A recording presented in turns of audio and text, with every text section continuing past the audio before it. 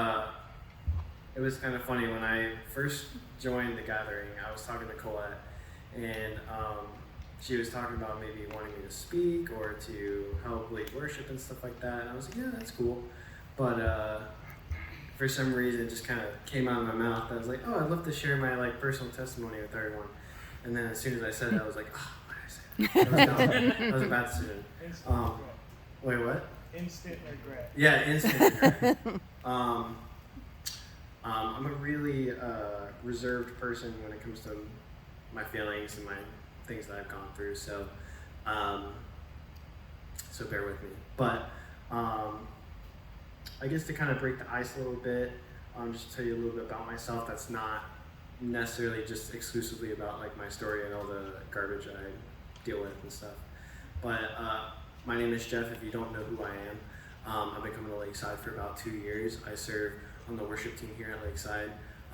You'll most of the time see me playing at Mineola, but I'll make an appearance here at Oakland here and there. But yeah, it's something I really enjoy doing, and that in and of itself plays a huge part in my story, which we'll get to later on. But personal hobbies and things like that, I love to backpack. I love camping, I love hiking, I love anything having to do with the outdoors, going to the beach. I'm a huge sports fan. I love baseball. The Tampa Bay Rays are my team. Yeah. But I'm a huge sports fan. I pretty much follow any sport that's out there in some capacity. It just kind of gives me something to focus on that's really relaxing to me. So those are a couple things just about me personally. But before I really get started, let's pray. Dear Heavenly Father, thank you for this time that we get to come together, and I pray that you would give me the strength that I need to talk about the things that are very difficult for me to talk about sometimes. And I pray that you would bless everyone here, and I pray that if there's even at least one person that's moved and touched by my story, that you would let it be known, and that you would use my story to help someone else. And I pray this in your name. Amen. So I grew up in a Christian home. I grew up going to church. I grew up doing all that kind of stuff. But so that seed in my heart was planted from a very, very early age. But I didn't always come from the most stable household. My parents were always fighting with each other. They were always arguing with each other. They were always borderline abusive with each other. And that definitely, to an extent, bled onto me and my siblings as well. And nowadays I'm pretty good. My mom, I love my mom. If you don't love your mom, that's a problem, because your mom, birthed you, raised you. Yes. And Bring that up. I love my mom. My mom, it took me a long time to realize a lot of the stuff that my mom was really guarding me from and protecting me from. My dad and I currently are not on speaking terms. My dad and I struggled with a lot of the same physical vices that we struggle with the same physical vices, and he's still in that state where he's still struggling with that. And so, but anyway, I'm getting ahead of myself. I guess I'll kind of jump into where everything really gets started. I mean, I had a pretty normal childhood for the most part, but in my sophomore year of high school, I had an eye surgery. I had an eye surgery where I had one eye that was way drifted out than the other, and my other eye was drifting in. It was kind of weird. So I had that corrected at a young age. And when after I had that surgery, it was almost like an instant change in my heart, which is kind of weird. But I was put on some very strong medications. I was put on oxycodone, hydrocodone, that kind of stuff for my eyes. And as I was recovering from that injury, I noticed myself start to feel emotions and things that was not very typical for a high schooler, at least at the level that I was dealing with it. Anxiety became a very prominent thing in my life at that point. I was super paranoid. I was super anxious a lot, and I would like to say that that's a result of the drugs, but I have no idea. But I also started to feel very depressed for like no apparent reason, really. I didn't really know why I was upset. I didn't know why I was sad. I didn't know why all of a sudden, like one week I'm doing pretty good, and then the next week I'm questioning if my friends even like me anymore, you know? And it sounds like piddly for being a high schooler, very stereotypical high school. It's not a stage, mom, kind of a thing. But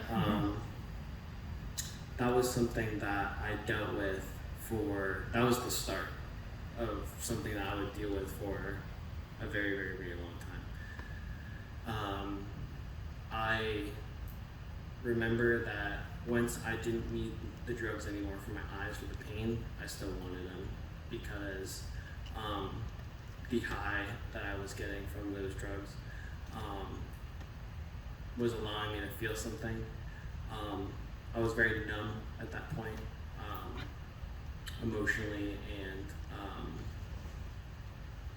I was very numb, and that was probably the best way I could describe it. And even when I finally got to a point where I was able to, I think I'm getting out of order. No. So when I finally got to a point where the drugs were no longer really a thing in my life anymore, the pills, which I struggled with for a while after even needing them, I found that my anxiety and depression wasn't going away. I felt like I quit the pills because I thought that was the cause for why I was feeling the way I was. And maybe it was a byproduct for kickstarting those feelings in my heart and in my life at that point, but it wasn't the cause. I've come to find out. I went through, let me check my handy notes here, so I'm getting lost. Oh, right. Okay, so I struggled that all throughout the last 3 years of my high school, from my sophomore to my senior year. And when I ended up going to college, I was at the lowest point in my life up to that point anyway. And one thing that I really struggled with was self-love, and I hated myself. I didn't know why I was feeling the way I was feeling. I had no answers. God wasn't giving me any solution to my problems. I'd pray, but there was no apparent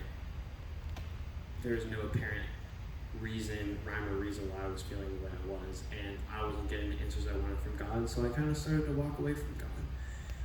I started to get around people that I thought was good for me in my life, people that made me feel good, made me feel loved and cared for, but with those people came a lot of bad decisions, very, very bad decisions. I started being a regular partier kind of a thing, and partying was like a way for me to get out of the house and just let loose and have fun with my friends. And you know, it was fun for a long time, but it got to a point where that wasn't filling my cup anymore. It wasn't satisfying me, and I started to feel more depressed and more anxious and paranoid about everything. And it finally got to a point where I stopped partying, but I didn't stop the drinking. I didn't stop the other substances that I was on either. And if you've ever been around someone who struggled with alcohol, or has been not just struggled with alcohol, but has been around other people that struggle with alcohol as well, you'll know that the worst thing is not the partying, it's not the drinking with people, it's when you're by yourself and you're starting to do those things on your own.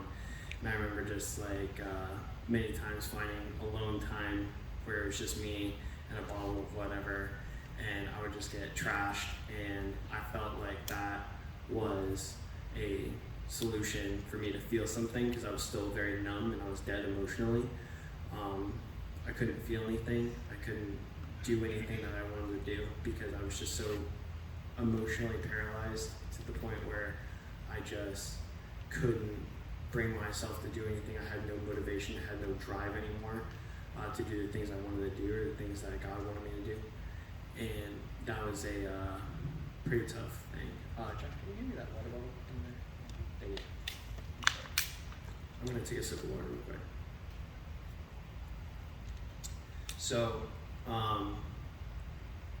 when I was going through that point in my life, I had a couple of situations where, let me bring this up.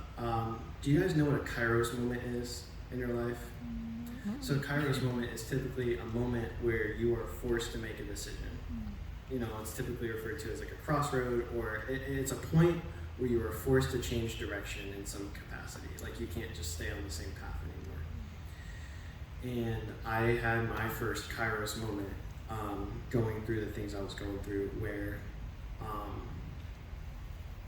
I started to self-harm myself physically, not just with substances, but I started to physically harm myself. And I don't want to get into that specifically. I don't want to get too graphic, but I'll leave that up to your imagination. But that was something that I was doing for a very, very long time. And it was my way of knowing that I'm still alive, I'm still feeling something kind of thing. And obviously that was a whole time in my life where I was struggling, and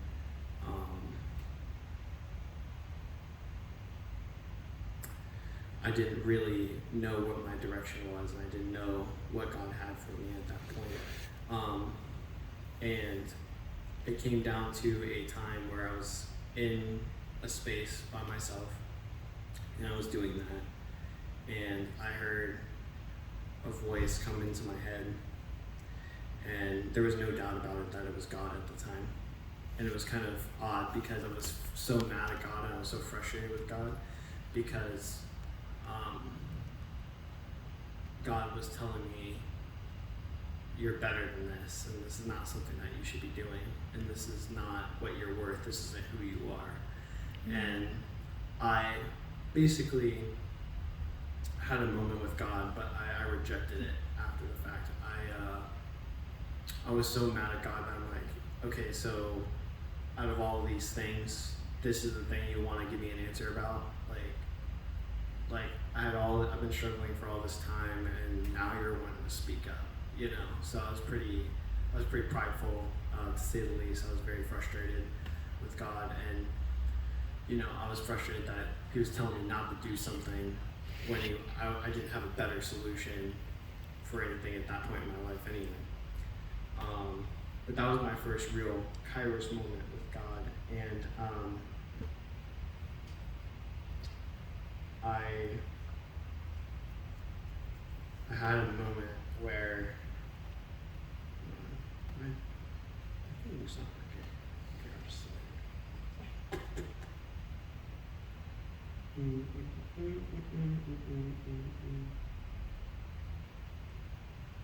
There we go. So after that moment, I started to get better a little bit. I wasn't great, but I was much better from where I was, and things just started to look up for me. I had a brand new job that I loved. I was going to school for something I loved, and I had a healthy relationship, and everything was going good. All my friends were still supporting me. They were very supportive during that time. I was in a good place, and then I got arrested. I got arrested for something to this day I'll stand by that I didn't do. I won't get into it. If you want to come talk to me about that personally some other time, like, we can talk about it. That's a whole nother rabbit trail. That is a very long rabbit trail. But I got arrested, and it was a felony charge, and I obviously took it. That basically destroyed my life at that point. I had gotten fired from my job. I lost my relationship that I was in. I had to quit school for obvious reasons, and that I had to basically put all my focus on dealing with that situation, proving my innocence, and like that was a very long process, well over a year, almost 2 years to deal with all that stuff. And it finally got to a point where I had reached my end at that point. I was very emotionally unstable, and I felt that the best thing that I could do for myself at that point was to take my own life. May 19th, 2019, I went to a space where I knew where there was a firearm loaded, and I put the firearm to my face and pulled the trigger, and it didn't go off. And then when it didn't go off, I tried again, and it still didn't go off. And I've told certain people variations of that story because I was so embarrassed to talk about it, but I'm trying to be authentic here, so I'm not gonna pull any punches with that. But that was my second Kairos moment where I definitely was like, something's gotta change right now. Like right now, something's gotta happen. So I did it, and it's funny because you would think that right before you would go to do something like that you're at the lowest point in your life, but I felt like I was at the lowest point after I had tried, because when I tried and failed, I was so mad at God, and I was so mad that it didn't happen. Like I couldn't even do that right, kind of a thing. So I was definitely in a very bad headspace. I didn't know where things were going, but I basically had a come to Jesus moment right then and there, where I was like, God, if this is real, I need you to give me some answers, because I've already tried this now, and so obviously you're trying to tell me that it's not my time, and it's not my time yet and you've got more for me, so like I need you to show me what that is before I try it, basically. And after that, I struggled with the same stuff I had been struggling with for a long time. And it finally got to a point where I had some people I've known for a long time. It was one of my lifelong friends I've known for pretty much, well, not lifelong, but pretty much half my life I've known these people. They reached out to me, and they took me out, and they took me out to dinner, and we had talked. And that was the first time that I ever was emotionally open with someone, because I felt safe with them. So I was transparent and honest about everything that I had gone through with them, and they became spiritual pillars in my life that held me accountable, that checked in on me, that cared about. I felt genuinely cared about my well-being and who I was and what I was doing, and things started to look up. But I wasn't going to church at that point either. But they were definitely working my life, and that helped sustain me over the next little bit of time in my life. And to kind of shorten things up a little bit, I had a friend here that is another person I've known for about 10 years or so. He plays guitar here at Lakeside. If you go to Oakland, you probably see him. He plays electric guitar pretty much every week. So his name is Jacob, and I've known him and his brother for, again, like almost half my life. And he reached out to me one day when we were hanging out, and he's like, "Hey man, like I think that you should come to Lakeside. I think you should try it out. I think you should see what's up." And at that point, I was like, "No, like I'm not really looking for a church. I'm not really looking for that right now. I'm just kind of trying to do my own thing, and I'm trying to find what God's got for me, but I'm trying to do it alone. I don't want to deal with it." And he's like, "Man, like I think you should try it." So I stepped out in faith. I tried it, and I fell in love with it. And from there on out, that's what I was trying to say. From there on out, I started attending Lakeside. I had no desire to serve, had no desire to do anything. And my buddy Jake found out I'd been playing drums for, you know, like 10 years at that point. He's like, "Man, you should join the worship team." And I said, "No." So I said no. I didn't want to. I didn't want to deal with the church politics or the logistics of everything. I didn't want to deal with it. And so I was kind of like obviously skeptical about it. And he's like, "Hey man, we have a rehearsal, or we have an audition coming up on this day." He's like, "Here's the song that we're gonna do. Like, I'll see you there." And I said no. And then basically from the point he told me about it to the day of the audition, I was like, no. And then I just showed up. I showed up out of faith again. I was kind of like, whatever, I'll just do it. So I listened to the song a couple of times, and then I came in and started playing. He's like, all right, cool. So, and then what was that? Was it Benjamin? No, it wasn't Benjamin. It was Jacob. No, like as the worship leader. Wait, for what? For worship. For Benjamin? No, Benjamin. Well, Benjamin is a friend of mine, but like I was talking about Jacob, who's normally the one that would. I don't know what you're talking about. Sorry about that. But from the time I auditioned, and like I felt like I had found something, but I wasn't really sure what I had found yet. And over the course of the next couple months, starting to play in church, starting to like get to know more people at Lakeside, starting to have fellowship with my team, not just like coming, showing up, playing worship and leaving, but like actually having that fellowship and that bond with my team, and that emotional support. I found what I felt to be my identity in Christ, and there's a lot of little things that had happened throughout that time where tough conversations with important people, found some more spiritual pillars here at Lakeside, and I felt like I was opened up to this world of support and love and community, and I felt like God really molded and mended my heart, and I felt alive for the first time in, at that point, 8 or 9 years. And I was so emotionally dead. I was almost actually dead. And I had gotten to a point where I was just like, I'm done. Like I'm at my end. I don't really know what's happening anymore.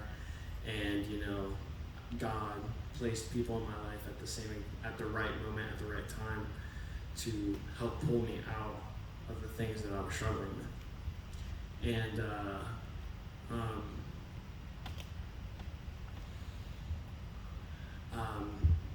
I'm just so thankful for all of those people, and I'm so thankful for Lakeside, and I'm so thankful for the opportunity to serve. And I really learned what humbling myself looked like, and I learned that my pride was part of what was killing me, and then humbling myself and just being a team player and allowing God to use me for something gave me what my self-worth is, and gave me my identity as a child of God, and gave me identity as someone who's reliable and someone who cares about others. And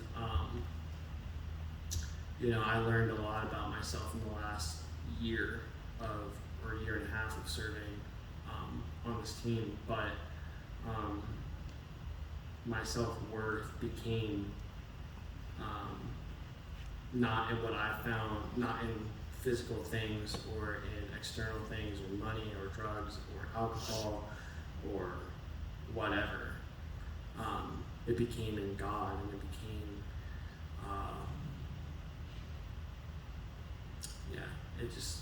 my whole life changed at that point. And I finally found who I'm supposed to be. And obviously from that stemmed a lot of things. Currently, I'm a philosophy major at my school. I'm about to be done probably by the end of this year. But that's something I would have never pictured myself doing at all. But I felt like that's what God was calling me to, and God's calling me in the direction of ministry in some capacity. Obviously, I'm not the best speaker. I don't try to be the best speaker, but I know that in some capacity, God's going to use me to help other people, and my priority now is reaching other people with the gospel, and because I know what it's done for me, and I know that my experiences,